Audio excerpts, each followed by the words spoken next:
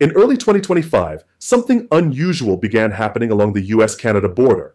Traffic across key crossings like Peace Bridge and Rainbow Bridge dropped by more than 30%. Major US retailers in Buffalo and Niagara Falls reported plummeting weekend sales. Canadian license plates vanished from outlet malls, gas stations, and airport lounges. What happened? This wasn't a storm. It wasn't a pandemic. It wasn't inflation. It was a boycott, sparked by political tensions, aggressive rhetoric from the White House, and a controversial proposal to make Canada the 51st state. Canadians responded not with protests, but with their wallets, quietly, systematically. And suddenly, America's border economy was bleeding. So now, the question isn't why Canadians stopped coming. It's what happens when they never come back. For much of the 20th and early 21st century, the US-Canada relationship thrived on trust, trade, and an open border. Canadians crossed into the US for everything from gas to groceries, concerts to clinics. In return, American towns along the border, from Niagara Falls, New York to Bellingham, Washington, flourished with weekend visitors and seasonal shoppers. At its peak, Canadian tourism and retail spending in the US injected billions into local economies every year. This cross-border flow wasn't just economic, it was cultural. Shared holidays, dual citizenship families, NHL rivalries, and the ritual of driving down to Target created a rhythm of movement and mutual familiarity. Even during times of political disagreement, the bond at the consumer level held firm. But in early 2025, cracks began to form.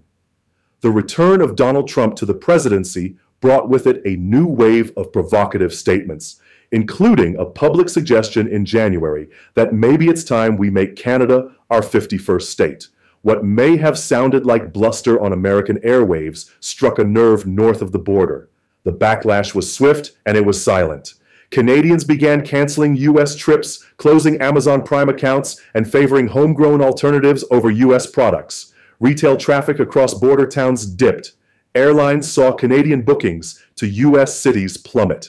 The government in Ottawa didn't issue warnings, but it didn't have to. The population had made its own decision. For the first time in decades, Buy Canadian became not just a slogan, but a subtle act of defiance.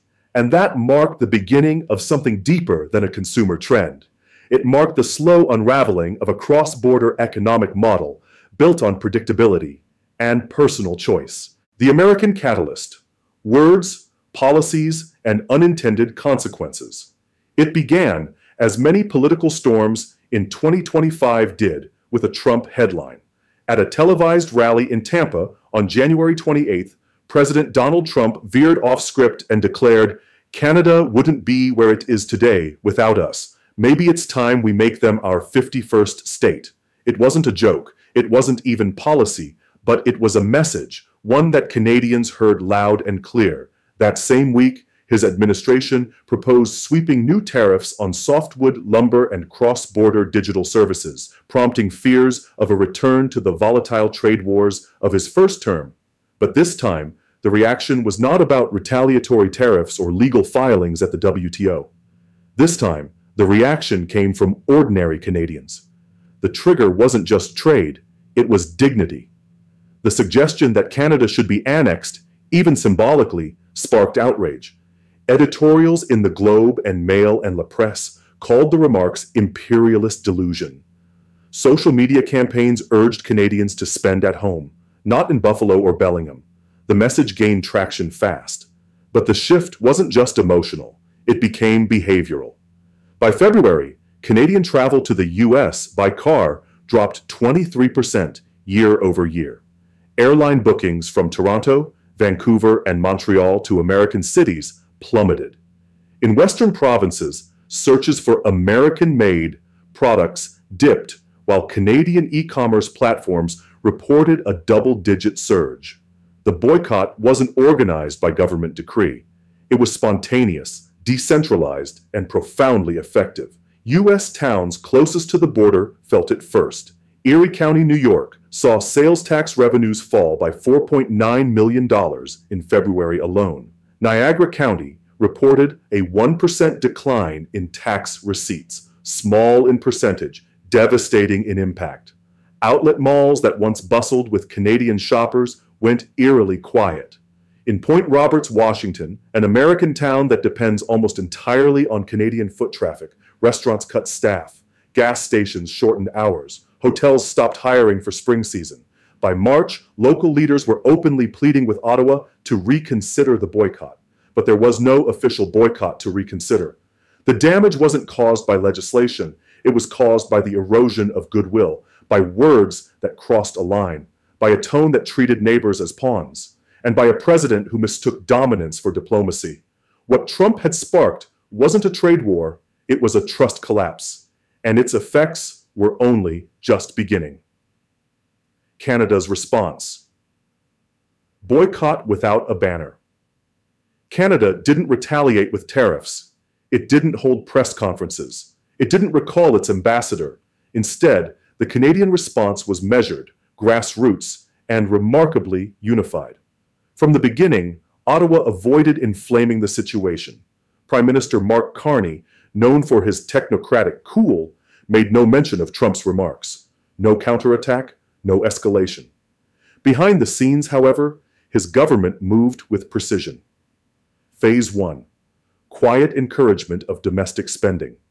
The Canadian Tourism Commission launched a soft campaign dubbed Rediscover Home, highlighting local travel options and offering discounts on national rail and hotel packages. Meanwhile, federal subsidies to domestic online retailers were increased. Consumer messaging shifted subtly toward national pride and economic resilience. Phase 2. Data and disruption. Canadian data analysts began quietly studying purchase trends across Amazon, Walmart, and US-based streaming platforms. Reports revealed a 17% cancellation rate for US-based subscriptions like Amazon Prime and Disney Plus among Canadian users between February and April. In turn, Canadian platforms like Crave and Indigo Books saw a 22% jump in subscribers and online orders. Retailers, restaurants, and cultural venues in cities like Toronto and Vancouver reported a marked increase in weekend foot traffic. What had begun as a reaction to Trump's rhetoric evolved into a domestic movement, one that extended beyond protest and into reallocation. Even the alcohol industry responded. Ontario's LCBO, Liquor Control Board of Ontario, promoted Canadian wines and whiskies under the campaign Taste Where You're From. Sales spiked 14% in March, while imports from U.S. vineyards dropped. Phase 3. Institutional alignment. In early March, provincial governments began redirecting contracts and travel budgets. Public sector conferences originally planned for Seattle or New York were moved to Halifax, Winnipeg, or Quebec City. Universities paused exchange programs with American institutions, citing political uncertainty. But most telling was the reaction from everyday citizens. A poll by Angus Reid in late March found that 90% of Canadians preferred to buy domestic when given the option, and 59% said they were willing to actively avoid American products or services in 2025. The reasons? A mix of national pride, political discomfort, and economic pragmatism. This wasn't an angry crowd waving flags at the border. It was a quiet, determined withdrawal, an economic disentanglement led not by leaders, but by citizens. Unlike past trade disputes, there was no list of banned products, no federal decree, no fiery debates in Parliament, only receipts. And for the towns and businesses across the border, those receipts, or the lack of them, spoke louder than any politician. The deadlock, parallel economies, diverging paths. By late spring 2025, both governments had entered a frozen standoff, not because they were actively fighting, but because the rift had metastasized into daily life. Americans in border towns were losing income. Canadians were losing interest. In the U.S., state governors in Michigan, New York, and Washington wrote joint letters to the White House, urging Trump to clarify his comments about Canada. Some proposed state-level tourism initiatives or duty-free incentives to lure Canadians back. But the damage had been done. In Ottawa, there was little appetite to re-engage on American terms. Officials privately acknowledged the boycott's effect, but saw no reason to reverse it. Why beg to be insulted? One advisor reportedly told the Globe and Mail. The two economies, once intertwined at the level of border gas stations and outlet stores, began to drift apart. Canadian logistics companies scaled back cross-border contracts. American e-commerce companies quietly adjusted third-quarter forecasts. This wasn't just a consumer revolt. It was a realignment of values. Canada wasn't trying to punish the United States. It was trying to protect itself from volatility, from rhetoric, from a sense that partnership had become performance art. The result was an invisible border growing thicker every day, not with walls, but with indifference. And that might be harder to undo than any tariff ever passed. Impact on Canada. Small towns, big shifts. In the border town of Cornwall, Ontario, the signs were subtle but real. For decades, Cornwall thrived on its proximity to New York State. American shoppers came for affordable pharmaceuticals, tax-free gas, and Canadian-made specialties. Local tour companies ran weekly charter buses to Syracuse and Buffalo for cross-border shopping sprees. But by spring 2025, those trips had quietly disappeared from the schedule. The biggest shift, however, came from within. Canadian consumers, once loyal to American brands, started turning inward. Linda's department store, a third-generation retailer in Cornwall, reported its strongest spring quarter since 2016. Owner Philippe Tremblay credits a mix of sentiment and supply chain logic. "People just don't want the drama," he said. "And the Canadian products? They're good, better than people remember." Local farmers' markets in Ontario and Quebec saw increased foot traffic. Boutique grocers that carried domestic brands outperformed franchise chains tied to American imports. Even book sales shifted. Canadian publishing houses saw a 15% boost as readers opted out of Amazon and toward local stores. But this wasn't just feel-good economics. Some businesses that depended on U.S. tourism felt the sting. A waterfront hotel in Gananoque canceled plans for expansion after cross-border bookings fell by 42% year over year. Local restaurants began printing bilingual menus again, less for American guests, more to reflect renewed Canadian pride. The shift wasn't total. U.S. brands still had presence, but they no longer enjoyed default loyalty. Canadians had recalibrated their habits and their priorities. And while Cornwall didn't face economic collapse, it did undergo a quiet transformation, one built on values, not convenience, one that said, we don't have to go south to move forward. Impact on the U.S., the crisis in Point Roberts. In Point Roberts, Washington, a geographic oddity cut off from the mainland U.S. and accessible only through Canada, the silence was deafening. A town of fewer than 1,200 people, Point Roberts had always survived on its unique location. Canadians drove in daily for cheap gas, milk, parcel pickups, and summer cottages. It was a peaceful economic symbiosis until it stopped. By March 2025, weekend traffic had fallen by over 60%.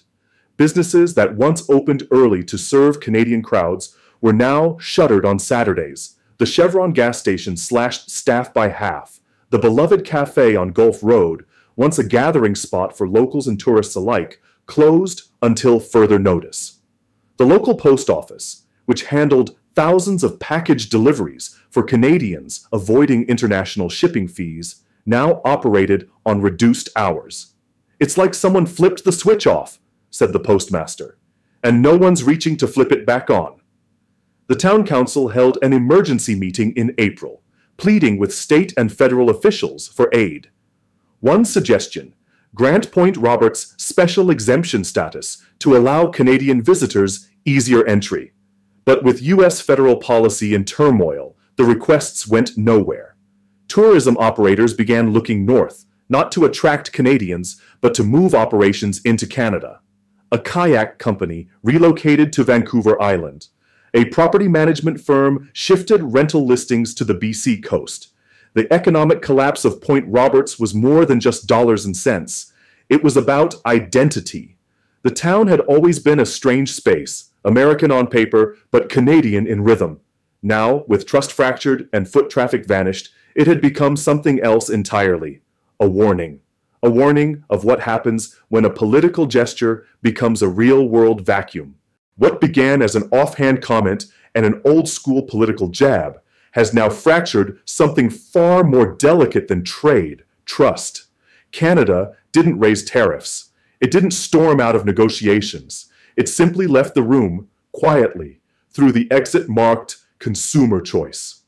And with every canceled road trip, every unsubscribed account, every dollar spent locally instead of across the border, a message was sent.